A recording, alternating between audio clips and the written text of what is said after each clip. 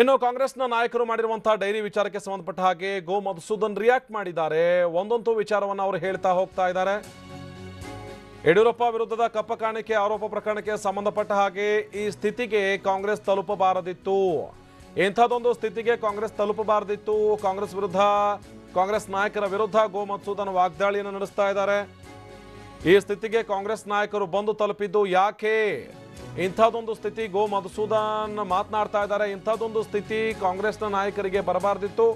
ಯಡಿಯೂರಪ್ಪ ವಿರುದ್ಧದ ಕಪ್ಪ ಕಾಣಿಕೆ ಆರೋಪ ಪ್ರಕರಣ ಏನಿದೆ ಅದು ಶುದ್ಧ ಸುಳ್ಳು. ಕಾಂಗ್ರೆಸ್ ನಾಯಕರ ವಿರುದ್ಧ ಗೋ ಮಧುಸೂದನ್ ವಾಗ್ದಾಳಿಯನ್ನ ನಡೆಸಿದ್ರು. ಈಗ 3 ವರ್ಷಗಳ ಮುಂಚೆ ವಿಧಾನ ಪರಿಷತ್ತಿನ ಸದಸ್ಯರಾಗಿದ್ದಂತಹ ಸನ್ಮಾನ್ಯ ಶ್ರೀ ಗೋವಿಂದರಾಜು ಅವರ ಮನೆಯ ಮೇಲೆ ರೈಡ್ ಆದಾಗ ಸಿಕ್ಕಿದ್ದಂಥ ಒಂದು ಡೈರಿ, ಅದು ಇನ್ಕಮ್ ಟ್ಯಾಕ್ಸ್ ಪೊಸೆಷನ್ ಅಲ್ಲಿದ್ದಂಥ ಡೈರಿ. ಆ ಡೈರಿಯಲ್ಲಿ ಅವರು ಯಾರ್ಯಾರಿಗೆ ಎಷ್ಟೆಷ್ಟು ಹಣವನ್ನು ನಾವು ಕೊಟ್ಟಿದ್ದೇವೆ ಅಂತನ್ನುವಂಥದ್ದನ್ನ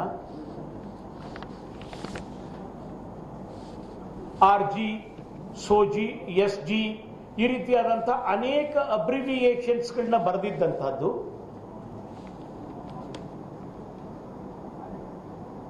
ಮಾಧ್ಯಮದಲ್ಲಿ ಈ ವಿಷಯ ಸ್ಫೋಟವಾಯಿತು. ಆ ವಿಷಯದ ಬಗ್ಗೆ ಭಾರತೀಯ ಜನತಾ ಪಾರ್ಟಿ ಬಹಳ ದೊಡ್ಡ ಪ್ರಮಾಣದಲ್ಲಿ ನಾವು ಹೋರಾಟವನ್ನು ಮಾಡಿದ್ವಿ. ಈ ವಿಷಯವನ್ನು ನಾವು ಬಹಳ ಕರ್ನಾಟಕದ ಮಾಧ್ಯಮದವರು ಬಹಳ ದೊಡ್ಡ ಪ್ರಮಾಣದಲ್ಲಿ ನೀವು ಇದರ ಬಗ್ಗೆ ಪ್ರಚಾರವನ್ನು ಮಾಡಿದ್ರಿ. ಕಾಂಗ್ರೆಸ್ನವ್ರಿಗೆ ಬಹಳ ದೊಡ್ಡ ಮುಖಭಂಗವಾಯಿತು. ಅದಾದ ಕೂಡಲೇ ಅವರು ಲೆಹರ್ ಸಿಂಗ್ ಅವರ ಒಂದು ಡೈರಿ ಅಂತ ಹೇಳಿ ಒಂದು ಬಿಡುಗಡೆ ಮಾಡಿದ್ರು. ಬಿಡುಗಡೆ ಮಾಡ್ತಿದ್ದಾಗೇನೆ ಅದು ಸಹ ಫೇಕ್ ಅನ್ನುವಂಥದ್ದು ಗೊತ್ತಾಯಿತು. ಏಕೆಂದರೆ ಅಲ್ಲಿ ಉಪಯೋಗಿಸಿದಂಥ ಶಬ್ದಗಳಿರ್ಬೋದು, ಅದೆಲ್ಲ ಇರ್ಬೋದು, ಹ್ಯಾಂಡ್ ರೈಟಿಂಗ್ ಇರ್ಬೋದು, ಎಲ್ಲದಕ್ಕಿಂತ ಹೆಚ್ಚಾಗಿ ಕೆಳಗಡೆ ಬರೆದಿದ್ದಂಥ ಸಿಗ್ನೇಚರ್ ಮಾಡಿದ್ದಂಥ ಲೆಹರ್ ಸಿಂಗ್ ಅವ್ರದ್ದು.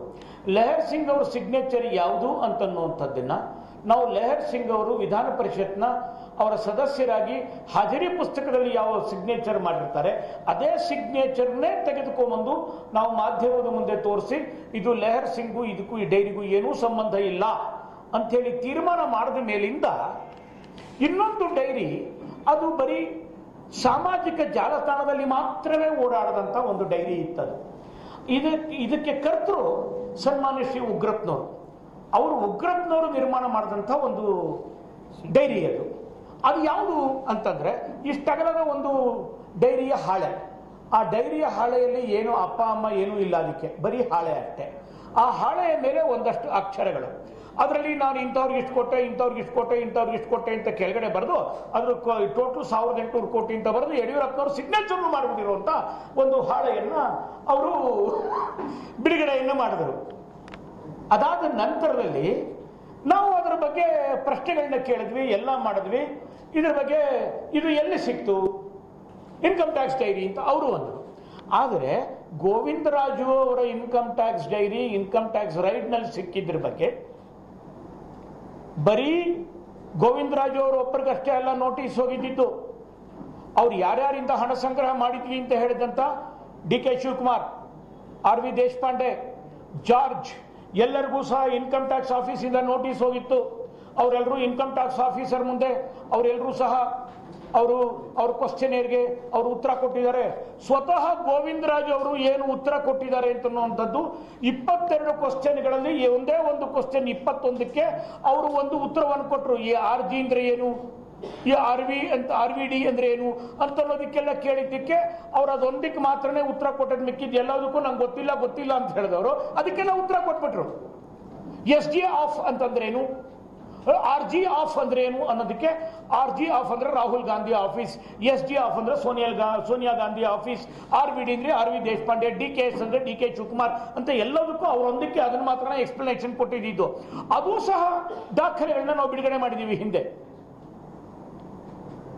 ಈ ಒಂದು ಡೈರಿ ಬಗ್ಗೆ ಏನಿದೆ ಸಾಮಾಜಿಕ ಜಾಲತಾಣದಲ್ಲಿ ಓಡಾಡ್ತಾ ಇದ್ದಂಥದ್ದನ್ನ ಅವರು ಕೆದಕಿ ಮಾತಾಡಿದ ಮೇಲಿಂದ ಅದರ ಬಗ್ಗೆ ಎಲ್ಲ ವಿವರಣೆಯನ್ನು ಕೊಟ್ಟಾಯ್ತು.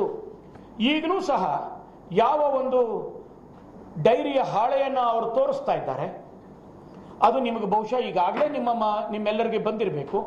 ಆ ಹಾಳೆಯ ಜೊತೆಗೆ ಯಡಿಯೂರಪ್ಪನವರ ಅಕ್ಷರ ಯಾವ ರೀತಿ ಇರುತ್ತೆ ಅಂತನ್ನೋದನ್ನು ಸಹ ಬರೆದಿದ್ದಾರೆ.